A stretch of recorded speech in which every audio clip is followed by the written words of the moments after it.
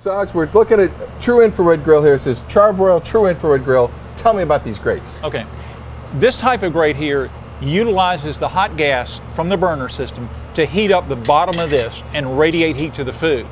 The way it does this is, you'll see we've got a lot of little small holes here. When the hot gas from the burner hits those holes, it slows down abruptly because it can't go very fast through a small hole. When it slows down, it transfers a lot of heat to the metal here. That forms the radiating surface in here that could be 600 to 800 degrees and radiates intense infrared heat right to the food that's right above it. But because this is coming up at a slow velocity, it's not drying out the food very much. So imagine my hand being the piece of meat. You see that my hand is absorbing infrared radiation from the bottom of these surfaces that have been heated by the gas coming up through these small holes. And we'll see when you cook that the grease that comes down from food won't ignite underneath there because the oxygen from the air, freshly charged oxygen from the air, can't get in between the meat and the hot surface where the grease is in order to create a fire. As you see, when these grates are first made, they're made of stainless steel, which is a long-lasting rust-free material. But when it first comes out of the mill, it's bright and shiny. When you heat it to the temperatures that we heat at, it turns dark. When it turns dark, it emits more infrared radiation. And that's inherent to the physics. We were talking about that earlier, about the shirts and the color of the shirts. I'm going to place this meat. There's some nice fat in here, and I'm going to listen. It sizzles, of course. So what do you think that temperature is right about there? These are pegged at over 700 degrees. Right. The radiating surface is probably about 800 degrees. The top surface of the rib where the food is contacting is probably about 650. I see you're putting in hamburgers there that have a nice mixed fat content. Very much. And already you can see what's happening.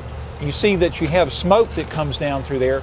There's a little fire underneath because some of the smoke goes down, some of the grease goes down through those holes, but it doesn't come up through the holes very much to burn the meat.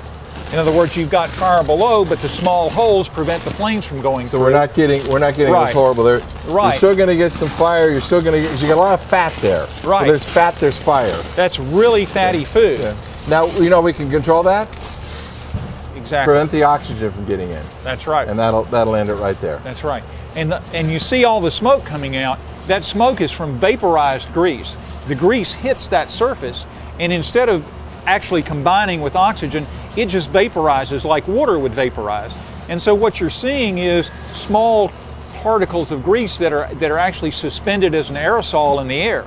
And so they're coming out there and creating this enormous amount of smoke, which is a characteristic of this cooking system. It does this instead of having fires that burn the meat. But then that's more flavor. Absolutely. We're getting some smoke flavor. And we know that flavors the meat. Right. So we've got a Char-Broil TRU-Infrared Grill. We're getting at least 65% or better infrared. Well, certainly because we've been operating at a high temperature, warming it up really hot, I'm sure it's very close to 70% infrared radiation at this point. So that means less convection.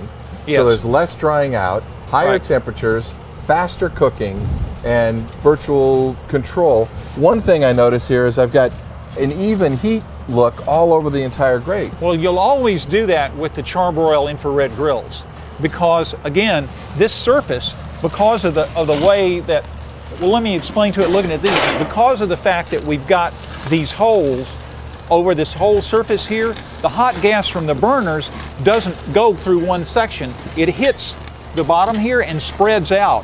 So what's called the high pressure drop, going through these small holes, spreads out the hot gas from the burners evenly over the whole surface, which means the whole surface is heated to about the same temperature.